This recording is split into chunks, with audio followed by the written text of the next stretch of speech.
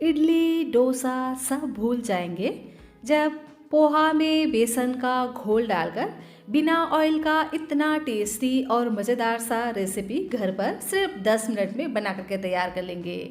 जी हाँ फ्रेंड्स, पोहा और बेसन से बनने वाली एक ऐसी शानदार सी रेसिपी आज मैं आपके साथ शेयर करने वाली हूँ जिसे आज तक आपने नहीं बनाया होगा। ये जितना खाने में टेस्टी होता है उतना ही ज़्यादा ये हेल्दी भी बन करके तैयार होता है। इस रेसिपी को हम पोहा, बेसन और सिर्फ एक कच्चे आलू से बना करके तैयार करेंगे। पोहा, बेसन और जो आलू होता है ना, वो हर वक्त हर घर में अवेलेबल रहता है, तो एक बार आप इस रेसिपी को ज़रूर से ट्राई कीजिएगा। यह रेसिपी आपको और आपके पूरे परिवार को बहुत ज़्यादा पसंद आएगा। Hello everyone, Ritu serial recipes में आपका स्वागत है। फ्रेंड्स, आज मैं आपके साथ पोहा और बेसन से बनने वाली बहुत ही हेल्दी सी रेसिपी शेयर करने जा रही हूँ। रेसिपी अगर आपको थोड़ी सी भी अच्छी लगे तो प्लीज़ आप वीडियो को लाइक, चैनल को सब्सक्राइब ज़रूर से कर लीजिएगा और इस रेसिपी को आप अपने फ्रेंड्स और फैमिली के साथ शेयर भी ज़रूर से कर दीजिएगा। और यह रेसिपी आप कहाँ से बैठकर देख रहे हैं प्लीज़ कमेंट कर आप मुझे ज़रूर से बताइएगा। मुझे यह जानकर वाकई में बहुत ही ज़्यादा खुशी होती है कि मेरी यह रेसिपी कहाँ से देखी जा रही है। तो सबसे पहले इस रेसिपी को बनाने के लिए मैंने यहाँ पर एक मीडियम साइज़ का कच्चा आलू लिया है। आलू को हम बढ़िया से छील लेंगे और छील लेने के बाद इसे हम बढ़िया से धो लेते हैं, क्योंकि आलू में स्टार्च रहता है तो इसीलिए हमें इसको बढ़िया से धो करके ही ले लेना है। और देख सकते हैं ना, आलू को इस तरह से मैंने छोटे छोटे पीसेस में कट कर लिया है। तो इसको अभी हम इसी तरह से साइड में रख देते हैं और कर लेते हैं एक दूसरी तैयारी। यहाँ मैंने लिया है बेसन। तो पोहा और बेसन दोनों की ही क्वांटिटी को हमें इक्वल रखना है। तो यहाँ मैंने आधा कटोरी बेसन लिया है, उतना ही हम यहाँ पर पोहे का इस्तेमाल करेंगे। तो सबसे पहले क्या करेंगे, बेसन को डाल देंगे एक बड़े से मिक्सिंग बाउल में और इसकी हम एक घोल तैयार करेंगे। तो थोड़ा थोड़ा पानी डालते हुए इसका हमें एक घोल तैयार करना है, क्योंकि एक साथ हम इसमें पानी ऐड कर देते हैं ना तो बेसन में लम्स पड़ ही जाते हैं। इसीलिए थोड़ा थोड़ा आप इसमें पहले पानी डालिए और लम्स फ्री इस तरह से एक गाढ़ा सा घोल तैयार कर लीजिए। उसके बाद यहाँ पर हम डाल देते हैं कुछ चीज़ें। तो डाल देते हैं कलर के लिए हल्दी का पाउडर। तो 2 से 3 पिंच यहाँ पर हम हल्दी का पाउडर ऐड करेंगे और इसी के साथ ही में 2 पिंच यहाँ पर हम हींग ऐड करेंगे और साथ में डाल देते हैं नमक स्वाद के अनुसार। यहाँ पर आप हींग ज़रूर से ऐड कीजिएगा, क्योंकि किसी किसी को बेसन ना गैस करता है, तो इसलिए अगर आप यहाँ पर हींग ऐड करेंगे तो ये बहुत ही फ्लेवरफुल भी बनता है और साथ ही हाजमे के लिए भी बहुत ही बढ़िया होता है।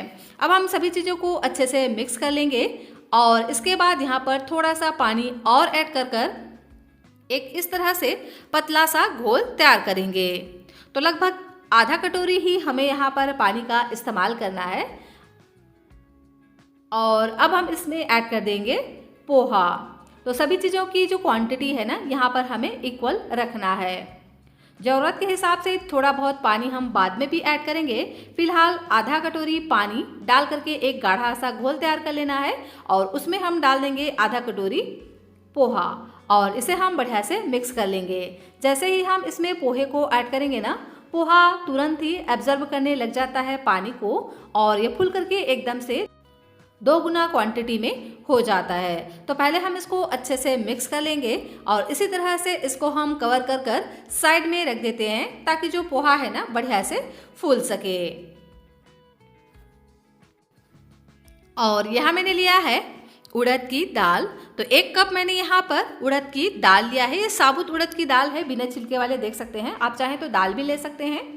इसको मैंने अच्छे से 2 से 3 बार धोकर भीगने के लिए छोड़ दिया था, लगभग 2 से 3 घंटे के लिए। 2 से 3 घंटे में जो उड़द की दाल है ना, बहुत ही आसानी से भीग जाते हैं। देख सकते हैं इस तरह से अगर हम नाखून से दबाते हैं ना तो ये अच्छे से इस तरह से कट रहे हैं।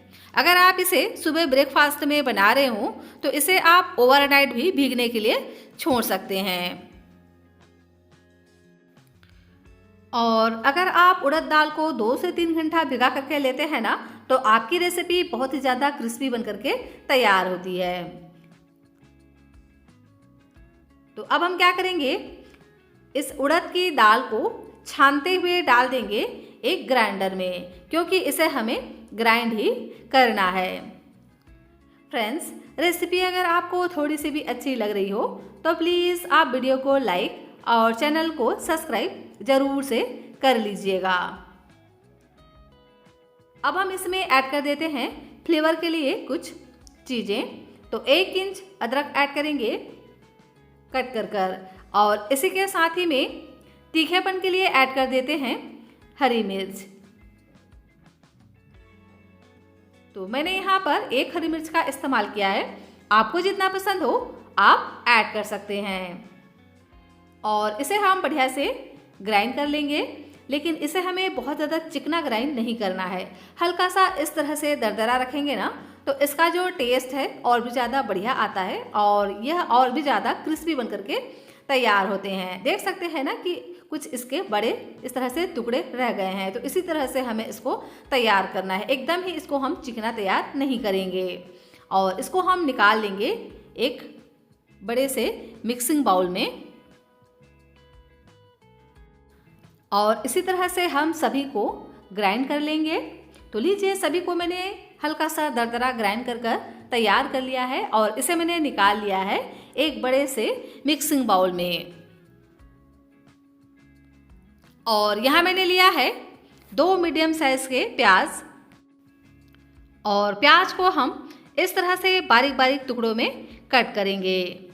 तो देख सकते हैं इस तरह से मैंने बारीक बारीक दोनों ही प्याज को कट कर लिया है। तो अभी हम इसको इसी तरह से साइड में कर देते हैं, क्योंकि इसका इस्तेमाल हमें बाद में करना है। एक तैयारी और कर लेते हैं। यहाँ जो हमने आलू को कट करके रखा था ना, उसे डाल देंगे एक चॉपर में और इसी के साथ ही में ऐड कर देते हैं प्याज।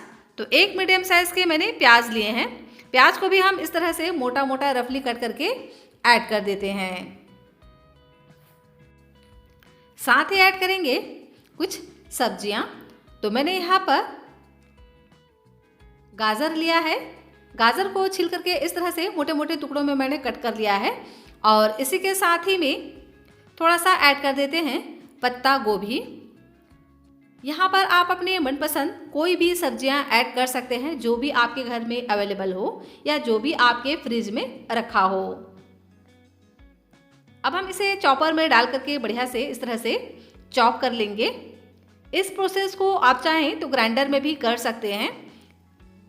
पल्स मोड पे अगर आप ग्राइंडर को चलाएंगे ना तो इस तरह से ये बहुत ही आसानी से चॉप हो जाते हैं। और देख सकते हैं मैंने इसको चॉपर में अच्छे से चॉप कर लिया है और सब्जियां हमारा एकदम ही बारीक हो गया है। तो इसी तरह से इसको हमें तैयार कर लेना है। इसी से ही जो नाश्ते का टेस्ट ना बहुत ही ज़्यादा हेल्दी टेस्टी बन करके तैयार होता है।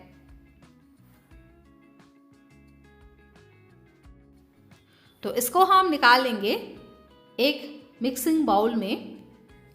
फ्रेंड्स, यह रेसिपी अगर आपको थोड़ी सी भी अच्छी लग रही हो तो प्लीज़ आप वीडियो को लाइक, चैनल को सब्सक्राइब जरूर से कर लीजिएगा।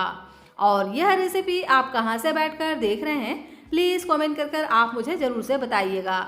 मुझे यह जानकर वाकई में बहुत ज़्यादा खुशी होती है कि मेरी यह रेसिपी कहां से देखी जा रही है। तो पोहा और बेसन से तो आपने कई नाश्ते बनाए होंगे, एक बार इस तरह से बना करके देखिएगा, सच में इस रेसिपी के आप दीवाने हो जाएंगे।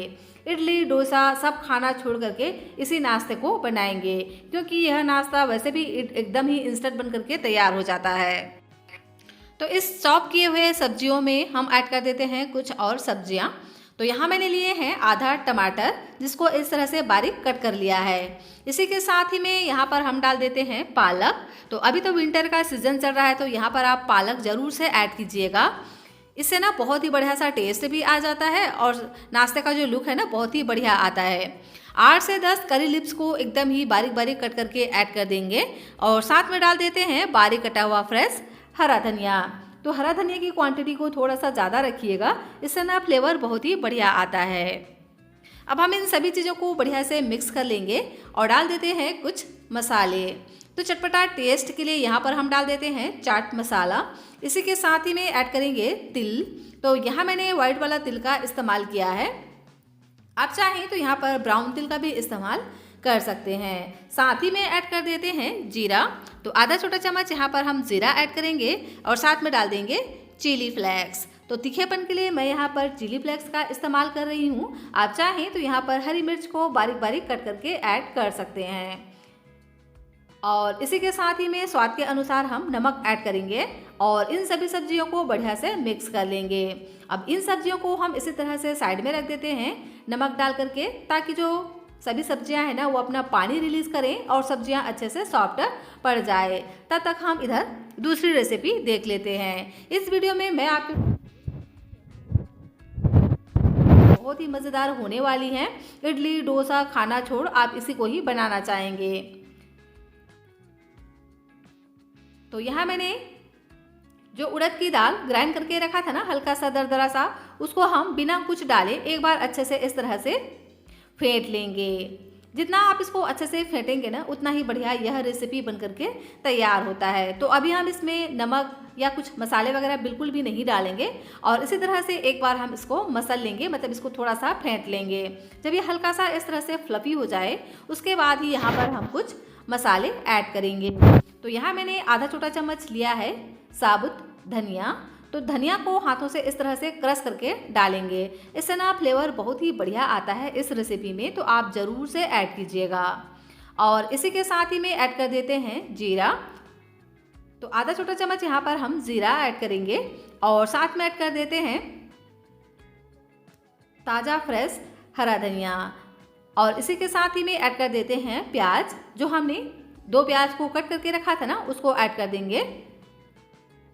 यहाँ पर आप अपने मनपसंद सब्जियाँ भी ऐड कर सकते हैं, जैसे आप यहाँ पर आलू वगैरह भी अगर डालना चाहें तो डाल सकते हैं। पर मैं इस रेसिपी को ट्रेडिशनल तरीके से बना करके तैयार करूँगी। जिस तरह से सिंपल हम अपने घर में बनाते हैं ना उसी तरह से बनाएंगे, लेकिन एक सीक्रेट सा तरीका मैं आपके साथ शेयर करूँगी, जिससे इस रेसिपी को अगर आप इस तरह से बनाएंगे ना तो ये और भी ज़्यादा क्रिस्पी बन करके तैयार होंगे। और इस रेसिपी में बहुत सारे मसाले भी यूज़ नहीं होते हैं, बहुत ही कम मसालों का यूज़ करके हम इस रेसिपी को बनाने वाले हैं। वैसे आप चाहें तो यहाँ पर और भी मसाले ऐड कर सकते हैं जिस तरह से आपको पसंद हो, पर इस रेसिपी में हम सिर्फ प्याज का ही इस्तेमाल कर रहे हैं। आप चाहें तो यहाँ पर आलू भी इस्तेमाल कर सकते हैं ग्रेट कर। और मसालों में मैंने सिर्फ यहाँ पर अदरक और हरी मिर्च का ही इस्तेमाल किया है, जिसे मैंने ग्राइंड करते वक्त डाल दिया था। तो अभी हम सिर्फ यहाँ पर ज़ीरा और धनिया ही इस्तेमाल करेंगे और अच्छे से इसको मिक्स कर लेंगे इस तरह से। और इस तरह से इसको हमें गाढ़ा ही तैयार करना है। अगर आपने इसको ग्राइंड करते वक्त थोड़ा ज़्यादा पानी ऐड कर दिया तो आपका जो नाश्ता है ना अच्छे से नहीं बन पाता है। और इस तरह से हम इसको अच्छे से फेंट लेते हैं। अब हम डालेंगे इसमें वह सीक्रेट चीज़ जिससे यह जो रेसिपी है ना और भी ज़्यादा क्रिस्पी बन करके तैयार होगा। तो यहाँ मैं डाल रही हूँ चावल का आटा। जी हाँ फ्रेंड्स, 1 चम्मच यहाँ पर अगर आप चावल का आटा इस्तेमाल करेंगे ना तो आपकी रेसिपी और भी ज़्यादा क्रिस्पी बन करके तैयार होगी। ये हम बना रहे हैं उड़द दाल के मेदू बड़े। अक्सर हम मेदू बड़े को इसी तरह से बनाते हैं, लेकिन अगर आप उसमें सिर्फ 1 चम्मच ऐड कर देंगे ना चावल का आटा तो एकदम ही क्रिस्पी बन करके तैयार होता है। तो यहाँ पर आपको बिल्कुल भी ज़्यादा नहीं डालना है, बस थोड़ा सा ही हम यहाँ पर ऐड करेंगे चावल के आटे को और इसे हम मिक्स कर लेंगे और नमक डाल देंगे स्वाद के अनुसार और इसे हम मिक्स करेंगे। अगर यहाँ पर आपने चावल का आटा ज़्यादा ऐड कर दिया ना तो ये टाइट से लगने लगेंगे। और अगर आप चाहें तो यहाँ पर हल्का सा खाने वाला सोडा भी ऐड कर सकते हैं। मैंने इसमें बिल्कुल भी सोडा या इनो वगैरह का इस्तेमाल नहीं किया है और इसी तरह से सिंपल हम इसको फेंट लेंगे। और इधर देखिए, ये जो हमारा पोहा और बेसन है ना ये अभी बढ़िया से फूल गया है और फूल करके एकदम से ये सॉफ्ट हो गया है। जब पोहा इस तरह से अच्छे से सॉफ्ट हो जाता है ना तो उसके बाद आप इसको इस तरह से जब मसलेंगे तो ये अच्छे से चिकना सा पेस्ट की तरह बन करके तैयार हो जाता है। वैसे आप इसको ग्राइंडर में डाल करके ग्राइंड भी कर सकते हैं या आप इसे हाथों से अच्छे से मसल भी सकते हैं। मैंने लिया है एक पोटैटो मैशर और पोटैटो मैशर से हम इसको इस तरह से अच्छे से मैश कर लेंगे तो भी ये अच्छे से चिकना सा इस तरह से तैयार हो जाता है। बिल्कुल भी इसमें पोहे के चंक्स आपको दिखाई नहीं देंगे। देख सकते हैं ना कि कितना अच्छे से स्मूथ यह जो बैटर है हमारा बन करके तैयार हो गया है। तो अब हम इसमें डाल देंगे चॉप किए हुए सब्जियों को जो अभी हमने तैयार किया था। और देख सकते हैं ना कि जो सब्जियां हैं अच्छे से सॉफ्ट हो गई हैं क्योंकि हमने इसको 5 मिनट के लिए इसी तरह से नमक डाल करके छोड़ दिया था। तो सारी सब्जियों को हम इसमें ऐड कर देंगे और इसे हम बढ़िया से मिक्स कर लेंगे। तो ये बहुत ही हेल्दी सी रेसिपी होने वाली है, एकदम ही इंस्टेंट बनती है अगर आप इसे इस तरह से बनाते हैं तो आप ज़रूर से इस तरह से एक बार बना करके देखिएगा। आपको और आपके पूरे परिवार को बहुत ज़्यादा पसंद आएगा। इडली डोसा खाना भी भूल जाएंगे जब इस तरह से एक बार यह नाश्ता बनाएंगे। ना तो इसमें आपको किसी तरह का स्टफिंग लगता है और ना ही इसमें आपको बेलने की ज़रूरत पड़ती है और ना ही आटा गूंदना पड़ता है। फटाफट से इंस्टेंट तरीके से आप इस पोहा और बेसन की रेसिपी को बना करके तैयार कर सकते हो। अब यह रेसिपी आपका और भी ज़्यादा क्रिस्पी बने तो इसके लिए यहाँ पर हम डाल देते हैं सूजी। तो मैंने यहाँ पर लगभग 2 से 3 चम्मच सूजी का इस्तेमाल किया है। आप यहाँ पर चावल के आटे का भी इस्तेमाल कर सकते हैं। और इन सभी चीज़ों को हम बढ़िया से मिक्स कर लेंगे। और देख सकते हैं बैटर की जो कंसिस्टेंसी है ना, इसी तरह से हमें इसको गाढ़ा ही तैयार करना है। बहुत ज़्यादा इसको पतला रखेंगे ना तो ये अच्छे से क्रिस्पी नहीं बन पाते हैं, इस बात का ध्यान रखिएगा। थोड़ा सा पानी और ऐड करेंगे और हल्का सा इस तरह से पतला सा घोल तैयार करेंगे। और सूजी को फूलने के लिए हम 5 मिनट का समय देंगे ताकि जो सूजी है ना वो अच्छे से फूल सके। और 5 मिनट का समय हो गया है, चलिए अब हम इसे बनाना स्टार्ट करते हैं। तो इस रेसिपी को हम बहुत ही कम ऑयल में बना करके तैयार करने वाले हैं। तो इसके लिए मैंने लिया है एक पैन और पैन पे हम डाल देते हैं 1 चम्मच ऑयल। 1 चम्मच या आप इसे सिर्फ 2 बूंद ऑयल में भी बना करके तैयार कर सकते हैं। मैंने यहाँ पर 1 चम्मच से भी थोड़ा सा कम ऑयल लिया है जिसको अच्छे से मैंने इस तरह से पैन पर ग्रीस कर लिया है। आप चाहें तो इसको सेलो फ्राई भी कर सकते हैं या आप इसको इस तरह से सिर्फ 2 बूंद ऑयल में भी बना करके तैयार कर सकते हैं। तो बस हल्का सा इसको हम ग्रीस कर लेंगे और इस तरह से चम्मच की सहायता से 1 या 2 चम्मच डालेंगे बैटर को और एक बार में जितना आ जाए उतना हम डाल देंगे और इसको अच्छे से इस तरह से गोलाई में सेक देंगे। और किनारे को इस तरह से हल्का हल्का चम्मच से सेट कर देते हैं। और इसे हमें बहुत ज़्यादा मोटा नहीं रखना है, इस बात का ध्यान रखिएगा। हल्का सा इस तरह से हमें पतला ही रखना है जिससे ये अंदर तक अच्छे से पक जाए और बाहर का जो लेयर है ना वो अच्छे से क्रिस्प हो जाए। तो इसको हम कवर कर कर पकाएंगे 2 से 3 मिनट के लिए। और देख सकते हैं 2 से 3 मिनट में ये अच्छे से पक चुके हैं और एक साइड से ये अच्छे से क्रिस्प हो चुका है। तो इसके साइड को हम चेंज कर देंगे और नीचे साइड से भी हम 2 से 3 मिनट तक और पकने देंगे।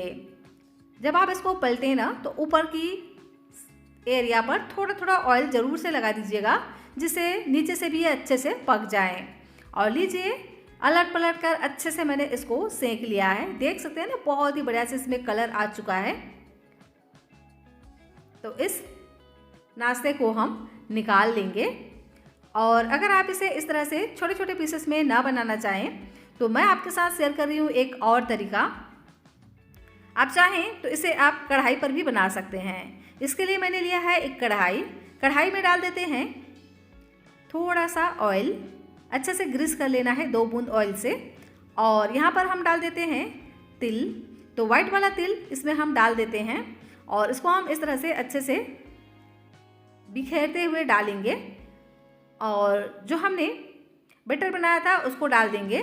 तो लगभग 1 से 1.5 लीटर भर करके डाल देते हैं बैटर को। और पूरे कढ़ाई में अच्छे से हम इसको इस तरह से सेंटर में मतलब फैलाना है इस तरह से। और इसे भी हम बहुत ज़्यादा मोटा नहीं रखेंगे, हल्का सा पतला ही रखना है जिससे अंदर तक ये अच्छे से पक जाए। और इसको हम कवर कर कर पकाएंगे 4 से 5 मिनट के लिए। और 4 से 5 मिनट में ये बहुत ही आसानी से एक साइड से पक जाते हैं। देख सकते हैं ना कितना प्यारा इसका लुक आता है इस तरह से अगर आप बनाते हैं तो। और इसी तरह से इसको हम पलट करके 3 से 4 मिनट तक पका लेंगे। और इसी तरह से पलटते पलटते हुए टोटल हम इसको 4 से 5 मिनट तक पकाएंगे। और देख सकते हैं बहुत ही मज़ेदार सा नाश्ता हमारा बन करके तैयार हो गया है। तो जब इस तरह से ये अच्छे से बन जाए तो उसके बाद हम इसको निकाल लेंगे। और इधर जो हमने उड़द की दाल को ग्राइंड करके रखा था ना, उसको लेंगे। तो जब भी आप उड़द दाल के मेदू बड़े बनाते हैं ना, तो हर बार हाथों को पानी में टच जरूर से कीजिएगा। पानी को अगर आप टच करेंगे ना तो मेदू बड़ा कभी भी हाथों पर चिपकते नहीं हैं और बहुत ही आसानी से यह निकल जाता है और एकदम ही चिकना सा यह बन करके तैयार होता है। तो एक छोटा सा पोर्शन लेना है जितना बड़ा आपको बनाना हो और इसको हम दोनों हाथों से अच्छे से इस तरह से प्रेस करेंगे। और देख सकते हैं ना बहुत ही आसानी से यह बन करके तैयार हो जाता है। इस तरह से अगर आप बनाएंगे ना बिल्कुल भी हाथों पे चिपकते नहीं हैं। बस इस बात का ध्यान रखिएगा कि इसको आप हल्का सा टाइट इस तरह से ग्राइंड कीजिएगा, बहुत ज़्यादा पतला बिल्कुल भी नहीं करना है। और जब भी आप मेदू बड़ा बनाते हैं ना, हाथों को पानी में ज़रूर से टच कीजिएगा, हाथों को ज़रूर से पानी में डीप करिएगा। इससे ना बिल्कुल भी ये नहीं चिपकते हैं और एकदम ही आसानी से यह बन करके तैयार हो जाते हैं। इस तरह से आप डायरेक्ट ही ऑयल पे छोड़ते जाइए बड़े को और देख सकते हैं बहुत ही आसानी से इस तरह से बन करके तैयार हो जाते हैं। अगर आप चाहें तो इसे प्लास्टिक के शीट पर पहले ही बना करके रख सकते हैं, उसके बाद एक एक करके डाल दीजिए। लेकिन इस तरह से अगर आप बनाएंगे ना तो आप इसको डायरेक्ट ही ऑयल पे डालते जाएंगे तो भी ये बहुत ही आसानी से इस तरह से बन करके तैयार हो जाते हैं। और एक बार में हम उतना ही डालेंगे जितना ये आसानी से इसमें आ जाए, बहुत ज़्यादा नहीं डालना है, नहीं तो अच्छे से ये नहीं फूल पाते हैं। तो मैंने यहाँ पर 7 पीस ऐड कर दिए हैं और देख सकते हैं इसका जो साइज है थोड़ा बड़ा ही रखा है। आप अपने हिसाब से इसके जो साइज है छोटे बड़े रख सकते हैं। और गैस की फ्लेम को हमेशा मेदू बड़ा बनाते समय हाई ही रखिए, क्योंकि इन मेदू बड़ों को हाई फ्लेम पे ही फ्राई किया जाता है। और अच्छे से अलटते पलटते हुए क्रिस्प होने तक इसको हमें फ्राई कर लेना है। और लगभग 6 से 7 मिनट का समय लग जाता है एक बार को फ्राई करने में। और लीजिए देख सकते हैं ना बहुत ही क्रिस्पी से मेदू बड़े हमारे बन करके तैयार हो गए हैं। और इसी तरह से जब ये फ्राई हो जाएं तो उसके बाद इसको हम निकाल लेंगे एक स्पाइडर वाली छलनी से। और इस तरह से बाकी बचे हुए सभी मेदू बड़ों को हम बना करके तैयार कर लेंगे। और लीजिए उड़द दाल मेदू बड़े की रेसिपी हमारी बन करके तैयार हो गई है। देख सकते हैं ना कि कितना मज़ेदार सा यह नाश्ता बन करके तैयार हुआ है। यह होता है अंदर से सॉफ्ट और बाहर से क्रिस्पी। इस तरह से अगर आप बनाएंगे ना तो ये एक्स्ट्रा क्रिस्पी बन करके तैयार होते हैं, जिस तरह से मैंने आपके साथ शेयर किया है। बस 1 चम्मच आप यहाँ पर चावल का आटा ऐड कर दीजिए तो ये बहुत ही ज़्यादा बाहर से क्रिस्पी बन करके तैयार होते हैं और अंदर से होते हैं हल्का सा सॉफ्ट। तो मैंने आपके साथ 2 रेसिपी शेयर किए हैं। दोनों में से कौन सी रेसिपी आपको पसंद आई आप मुझे कमेंट कर जरूर से बताइएगा। और पोहा बेसन की इस रेसिपी को तो आप एक बार ज़रूर से ट्राई कीजिएगा। इसके आगे आप इडली, डोसा, पूड़ी, पराठा सब भूल जाएंगे। इतना ये टेस्टी, क्रिस्पी और मज़ेदार बन करके तैयार होता है। कम ऑयल की यह पोहा बेसन की रेसिपी है जो एकदम ही इंस्टेंट बन जाती है। इसके लिए आपको ना तो पहले से कोई भी प्रिपेयर करने की ज़रूरत होती है और ना ही घंटों का फर्मेंटेशन की ज़रूरत पड़ती है। ना तो हम इसमें इनो इस्तेमाल करते हैं और ना ही सोडे वगैरह का, तो भी ये बहुत ही आसानी से बन जाते हैं और खाने में भी बहुत ज़्यादा टेस्टी होता है। तो एक बार तो इस रेसिपी को ट्राई करना बनता है। तो ज़रूर से एक बार इस तरह से बना करके देखिएगा, यह आपको बहुत ही ज़्यादा पसंद आएगा। आपके पूरे परिवार को यह रेसिपी बहुत ज़्यादा पसंद आएगी। आपको यह रेसिपी अगर पसंद आई हो तो प्लीज़ आप वीडियो को लाइक और चैनल को सब्सक्राइब ज़रूर से कर लीजिएगा। और हो सके तो अपने फ्रेंड्स और फैमिली के साथ शेयर भी ज़रूर से कर दीजिएगा।